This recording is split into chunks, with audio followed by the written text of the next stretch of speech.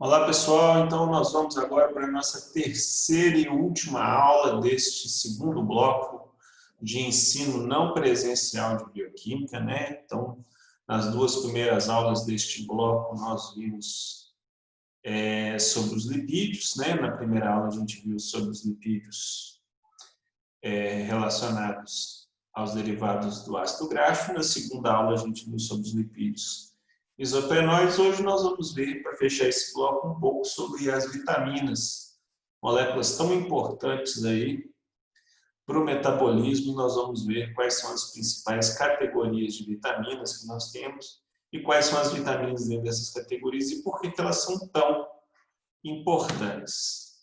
A primeira coisa que a gente tem que ver sobre as vitaminas é o que é vitamina, né? O que são as vitaminas? Vitaminas, gente, são moléculas essenciais ao metabolismo, porém os animais não conseguem sintetizar, então elas têm que vir da ingestão.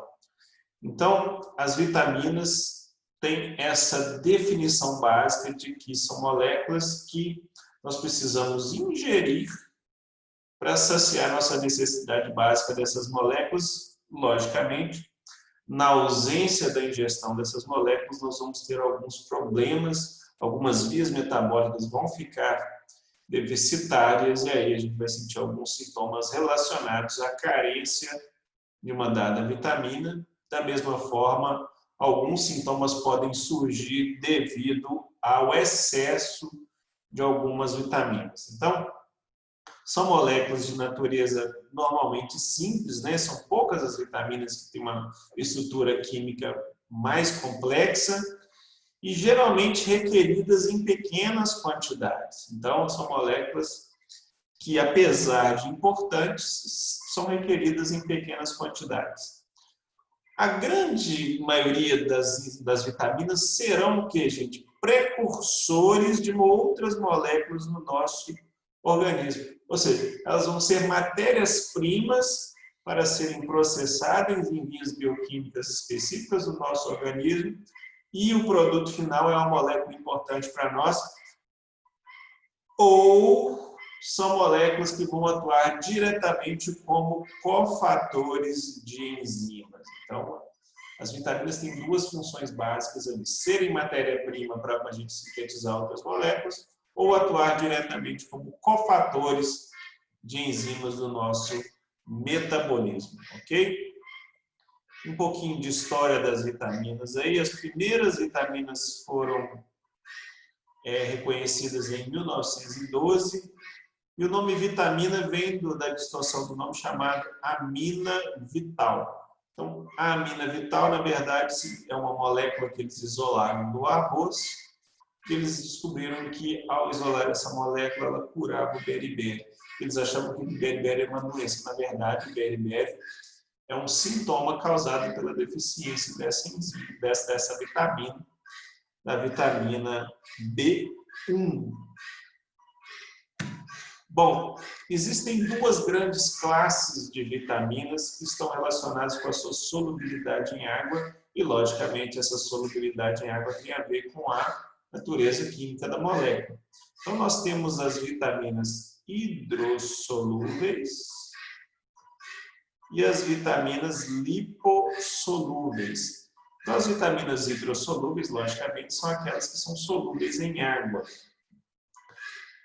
Como essas vitaminas são solúveis em água, elas geralmente são filtradas no processo de passagem do sangue pelos rins, então elas são facilmente excretadas na urina. Então a gente perde essas vitaminas muito facilmente, por isso a gente requer que a gente ingira alimentos com essas vitaminas diariamente. Quais são as categorias de vitaminas hidrossolúveis? São todas aquelas que estão colocadas no complexo que a gente chama de complexo B. E à medida que a gente foi identificando essas vitaminas hidrossolúveis, elas foram sendo classificadas como B1, B2, B3. Chegou um momento onde classificá-las pelo número não foi uma convenção adotada, e aí cada vitamina desse grupo foi ganhando um nome específico, e elas são classificadas pelos seus nomes, mas historicamente também por ser B1, B2, B3 e assim por diante.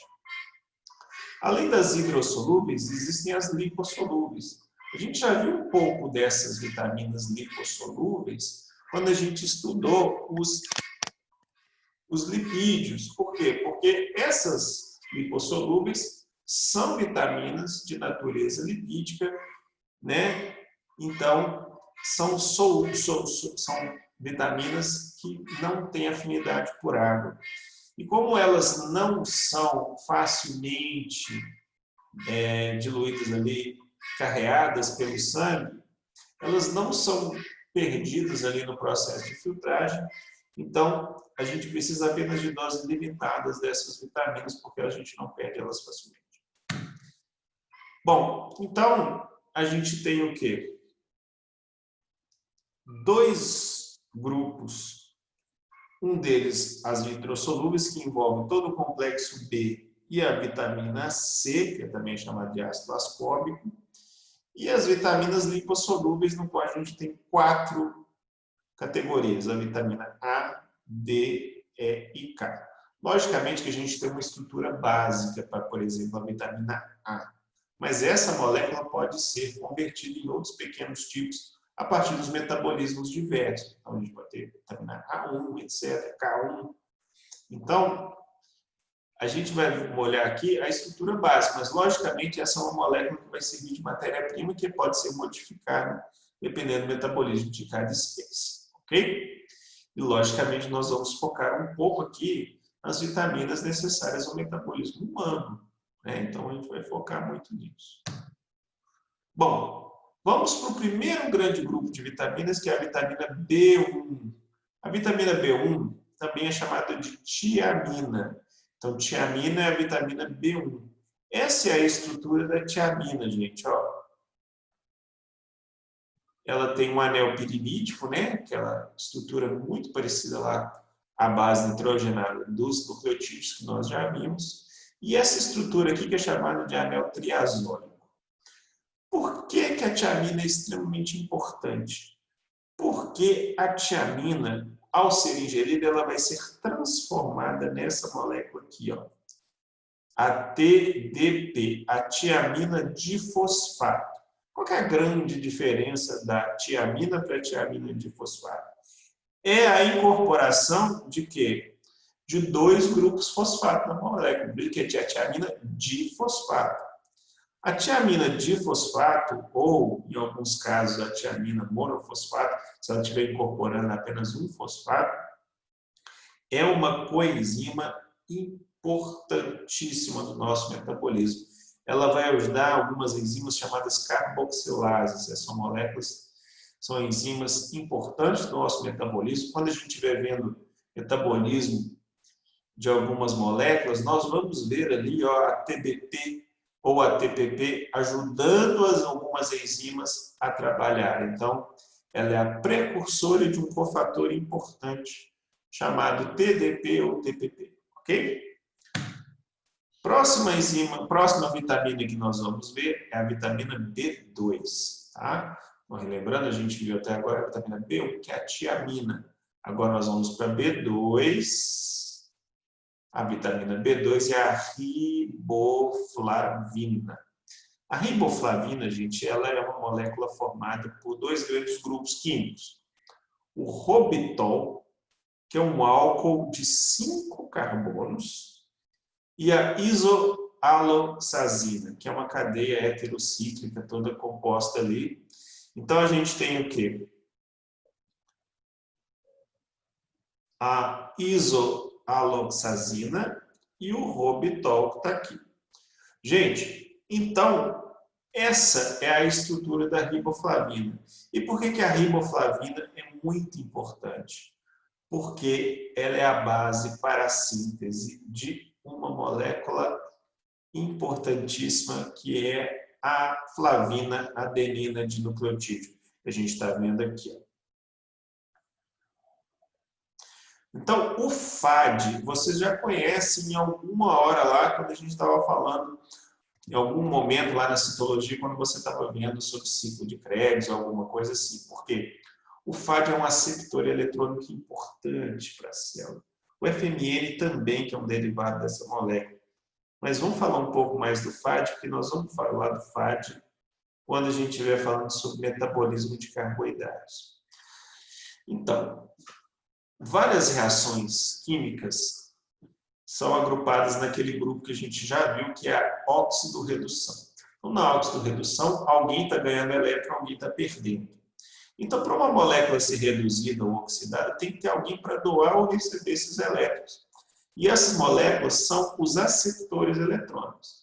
E o FAD, também o FMN, são esses aceptores eletrônicos. São moléculas que vão ganhar ou perder os elétrons necessários para que a óxido ou oxidação ou a redução ocorra no momento correto. Então, elas vão andar sempre junto com quem? Com oxidases ou redutases para auxiliar nesse processo de ganho ou perda de elétrons por parte da molécula que está sendo o alvo da enzima. Tá? Então, as oxidases e redutases vão sempre estar juntas ali com um aceptor eletrônico. E um aceptor eletrônico muito comum é o FAD e o outro também é o FMN. E tanto FAD, né? O que é FAD? Flavina adenina de nucleotídeo e o FMN, flavina mononucleotídeo, são o quê? São moléculas que têm como um dos seus componentes a vitamina B2, a riboflavina. E o outro pedaço dela? O outro pedaço dela a gente está vendo aqui, é o nucleotídeo, que também nós já estudamos, né? É um ácido nucleico, né? Muito bem. Então, a gente acabou de falar de um aceptor eletrônico importante, que é o FAD. E o FAD é feito de quê? O FAD é feito de um nucleotídeo, adenina, que a gente já conhece. E agora a gente viu mais um componente dele, que é a vitamina B2, é a riboflavina. Ok? Então, vitamina B1, tiamina. Vitamina B2, riboflavina. Próximo, vitamina B3. Vitamina B3, gente, também é chamada de niacina ou ácido nicótico, ok? Então, o ácido nicótico é essa molécula aqui que está à esquerda no slide. E ela é a base para formar uma molécula importantíssima, que é a nicotinamida. Por que a nicotinamida é importante?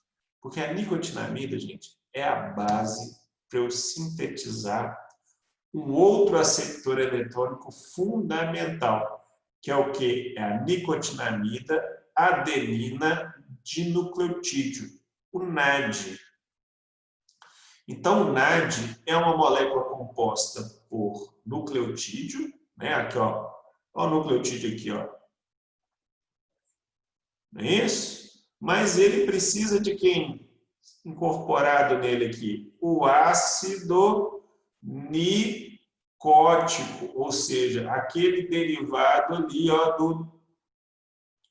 de quem? Da vitamina B3. A vitamina B3 é um componente importante de quem? Do NAD, que é um aceptor eletrônico importantíssimo. Nós vamos falar de NAD para todo lado aqui nas nossas aulas aí para frente, quando a gente começar a estudar os metabolismos. Então, o NAD tem como componente quem?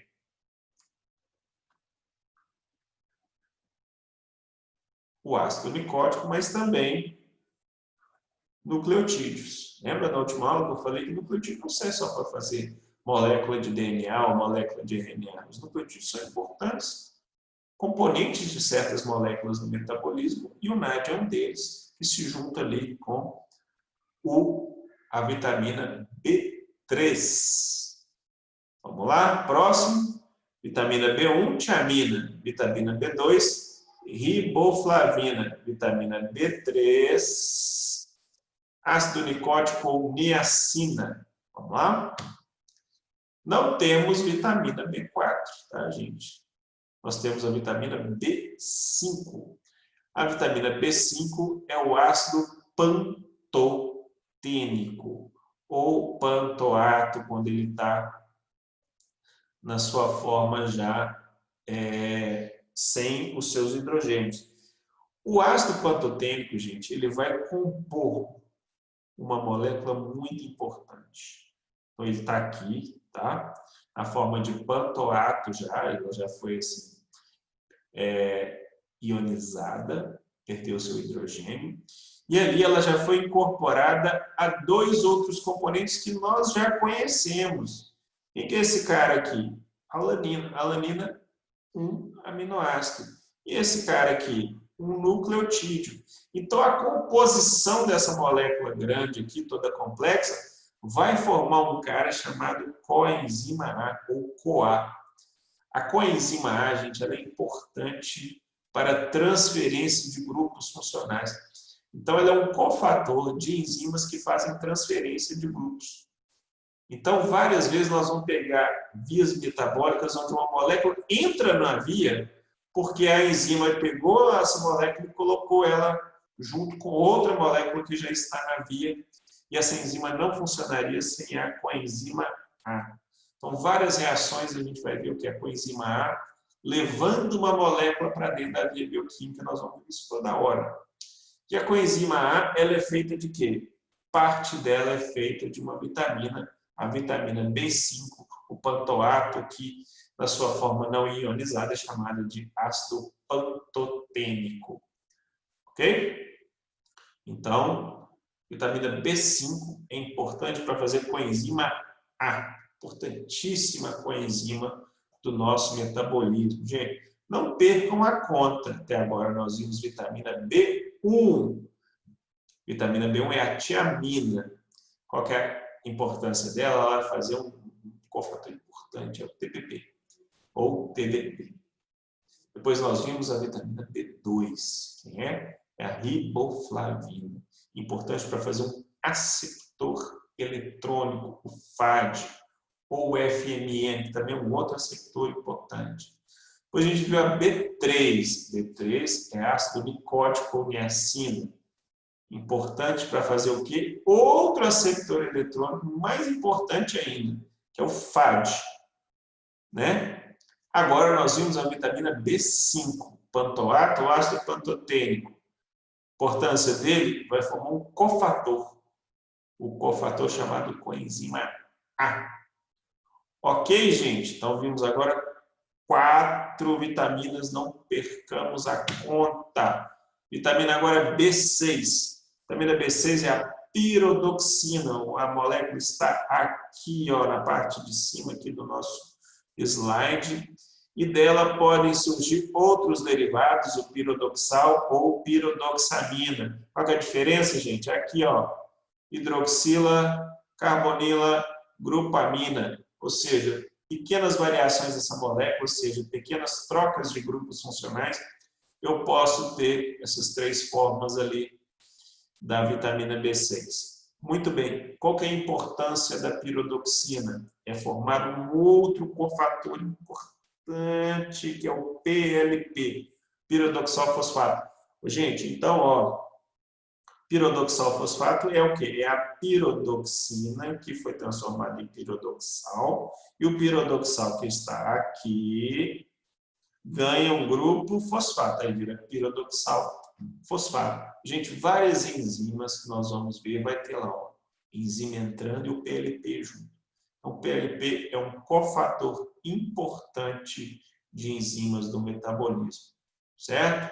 Gente, ó, vimos agora, então, mais uma enzima, ó, mais uma vitamina, que é cofator, que vai ajudar na formação de um cofator de enzima, tá?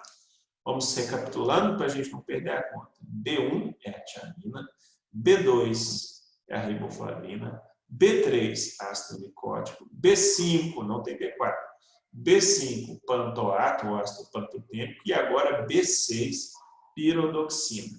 Ok? Até agora, todas essas moléculas foram o quê? Matéria-prima para fazer outra coisa. Bom, vitamina B7, biotina. A biotina, gente, ela é diretamente um cofator. Então, ele não serve para fazer o cofator. A biotina é o cofator direto, né? E a biotina, ela pode ser utilizada presa na enzima a vida inteira. Nós vamos ver a diferença se o cofator fica preso a vida inteira na enzima ou se ele entra e sai toda hora.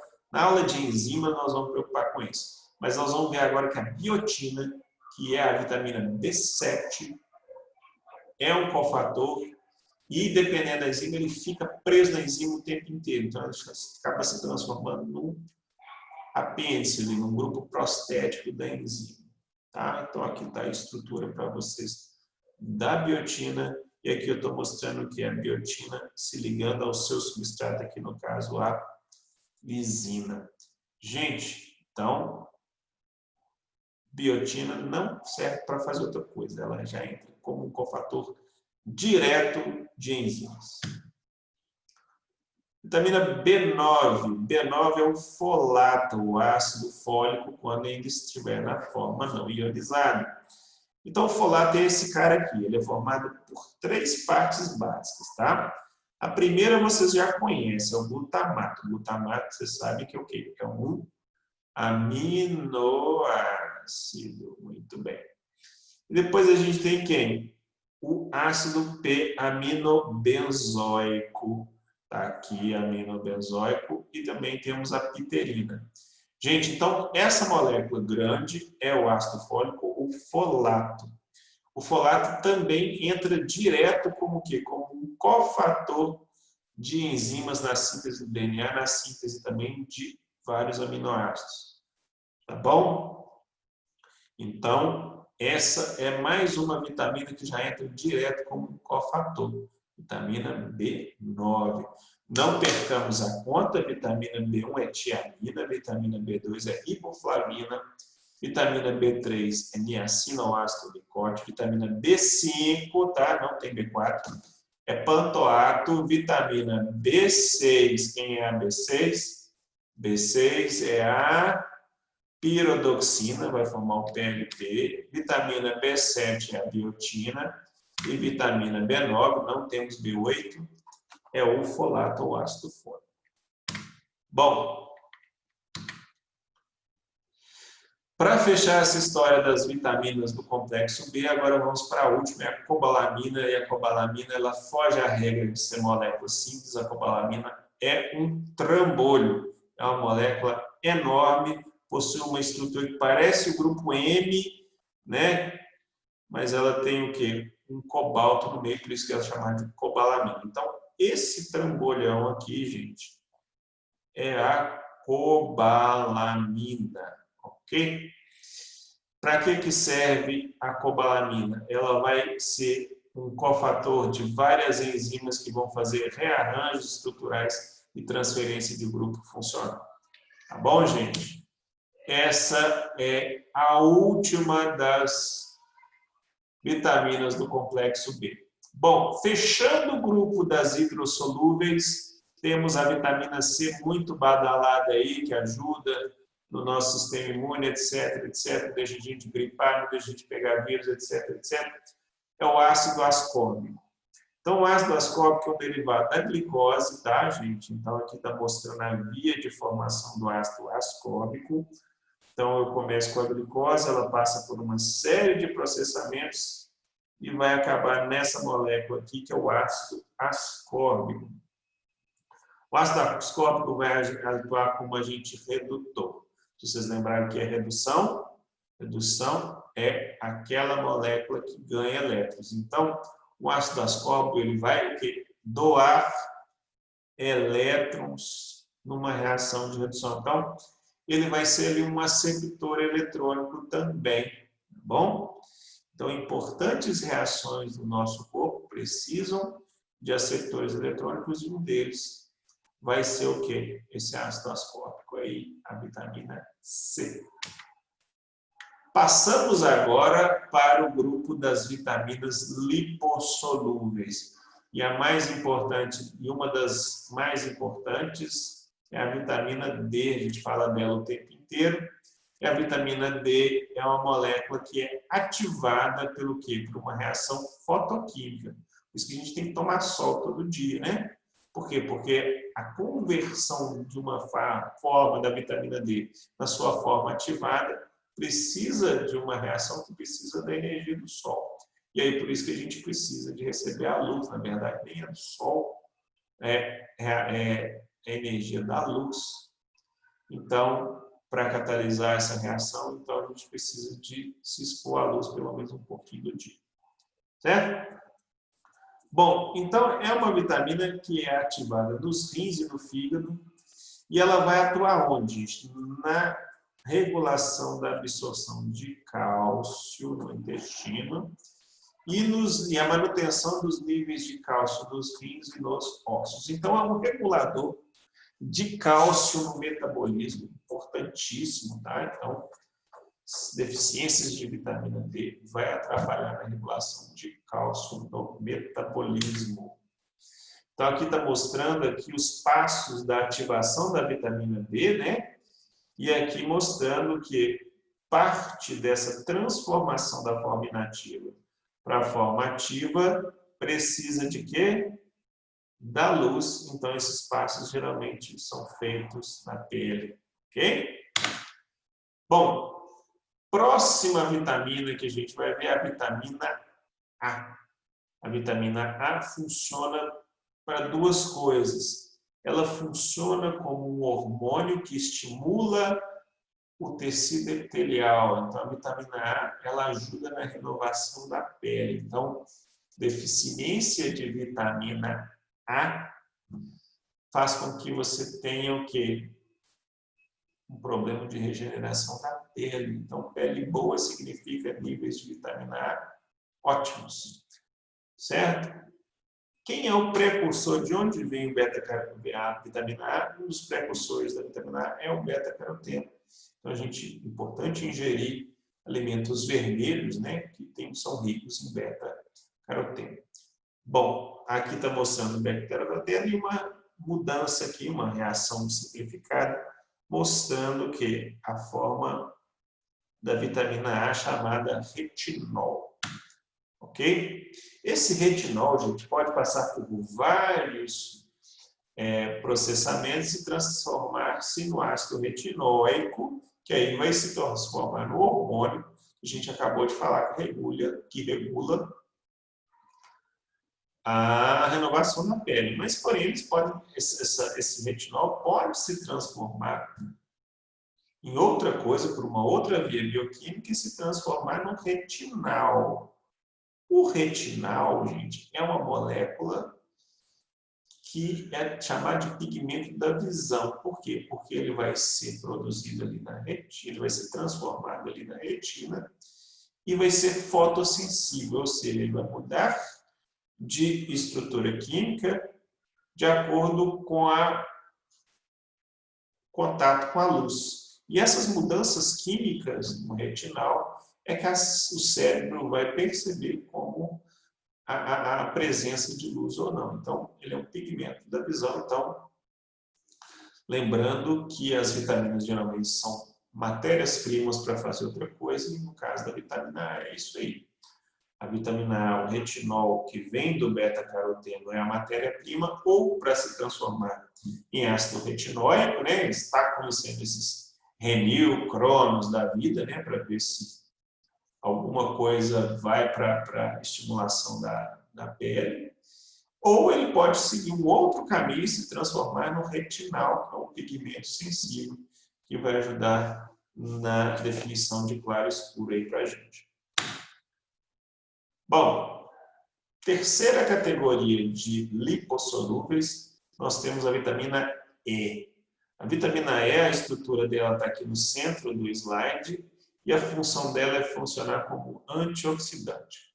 Antioxidante é o seguinte: várias reações no nosso organismo produzem algumas moléculas que reagem com outras moléculas de maneira não regulada, não desejada, que são os radicais livres. Então, o organismo naturalmente produz radicais livres através de reações químicas específicas do metabolismo. Então, se naturalmente a gente produz radicais livres, a gente tem que ter moléculas que neutralizam esses radicais livres. E uma das moléculas que vão neutralizar esses radicais livres são os tocoferóis, no quais a vitamina A E faz parte. Então, o tocoferol ele é produzido especificamente para atuar para capturar esses radicais livres e reagir com esses radicais livres, transformando-se em moléculas diferentes, mas neutralizando o radical livre. Então, a gente tem uma solução contra os radicais livres. O problema dos radicais livres, que a gente fala tanto, é que a gente tem essas moléculas que vão atuar contra os radicais livres de maneira limitada. Então, o que a gente tem que evitar são o quê? O aumento de vias metabólicas que estão relacionadas à liberação de radicais livres. E a gente já tem algumas pesquisas mostrando que o metabolismo de alguns alimentos, de carne vermelha, por exemplo, o metabolismo dessa matéria-prima, desse material, desse alimento, aumenta a produção de radicais livres.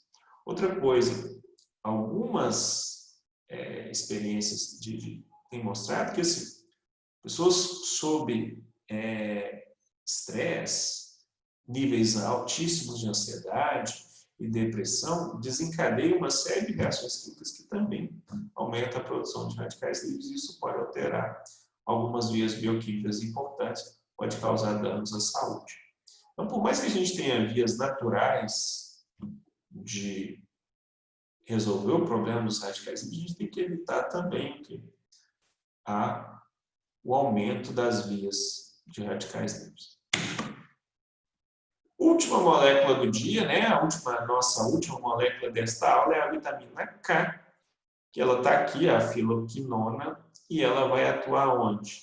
No processo, como um cofator do processo de coagulação sanguínea, tá, gente? Então, é uma enzima ela é um cofator da enzima protrombina. E a protrombina vai transformar o fibrinogênio em uma molécula em outra, a chamada fibrina, que vai formar aquela trama que faz o coágulo sanguíneo, né? Então, aquela trama de proteínas ali é dependente da ação da protrombina.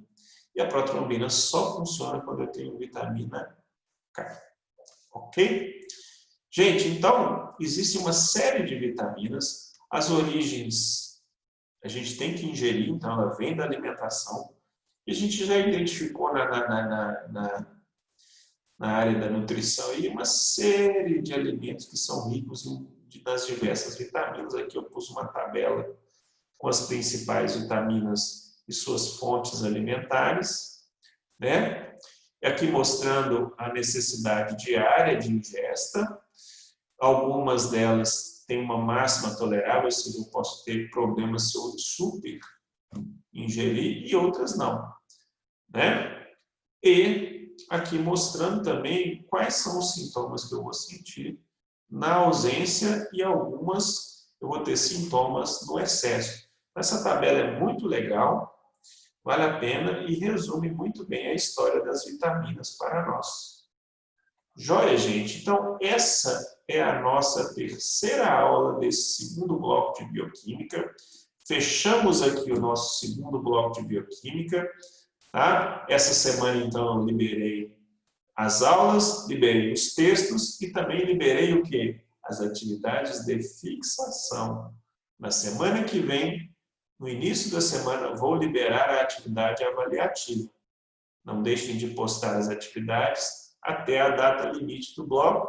Estudem lá com os materiais que eu coloquei para vocês e, com dúvidas, já sabem. Tem plantão no Zap e tem plantão ao vivo nas datas marcadas. Fiquem de olho no cronograma. Pessoal, espero que todos estejam bem, fiquem bem, estudem. Um grande abraço.